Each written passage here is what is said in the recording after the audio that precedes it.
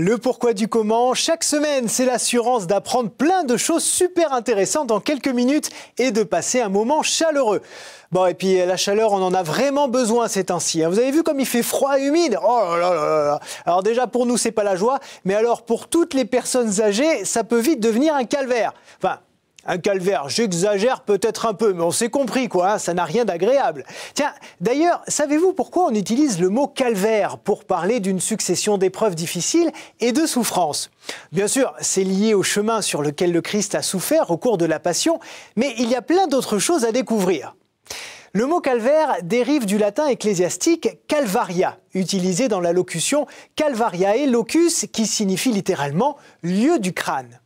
Calvaire est un terme traduit de l'araméen Gulgalta, puis Golgotha, qui veut dire à la fois crâne et sommet, et qui désigne la colline située au nord de Jérusalem, où le Christ a été crucifié et enterré.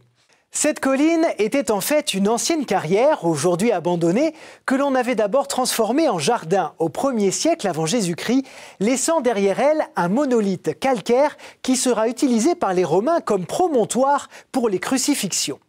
Le reste de l'espace, quant à lui, était utilisé pour creuser des tombeaux puisque la roche était facile à percer.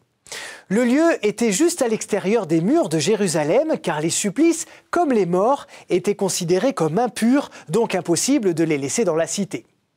Mais pourquoi ce nom de Golgotha que nous traduisons par calvaire? Eh bien, comme souvent, il y a plusieurs explications.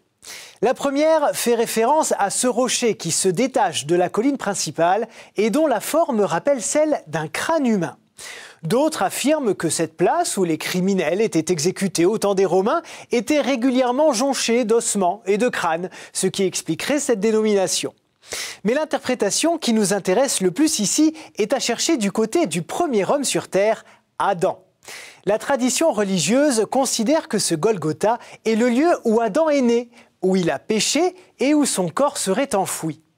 La Genèse raconte effectivement que les descendants de Noé auraient confié le crâne d'Adam à Melchizedek, le roi de Jérusalem, qui l'aurait enterré précisément à cet endroit.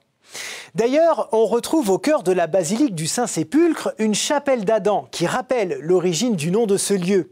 On raconte que le tremblement de terre qui a suivi la mort du Christ aurait mis au jour le crâne d'Adam et que le sang du Messie aurait coulé sur lui.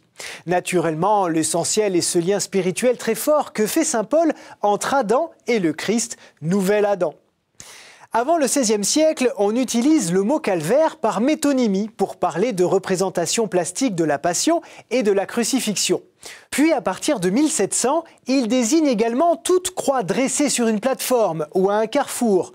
Ce terme est finalement entré dans le langage courant au XIXe siècle pour évoquer une épreuve longue et douloureuse, même s'il faut bien avouer qu'on l'emploie aujourd'hui de façon très exagérée dès qu'on a une activité un peu fastidieuse.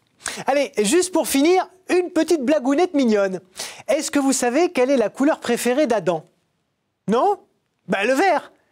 Le vert Adam. Voilà. Bon, je crois que je vais y aller après ce bide intersidéral. Merci d'avoir été au rendez-vous et à très bientôt sur KTO. Ciao.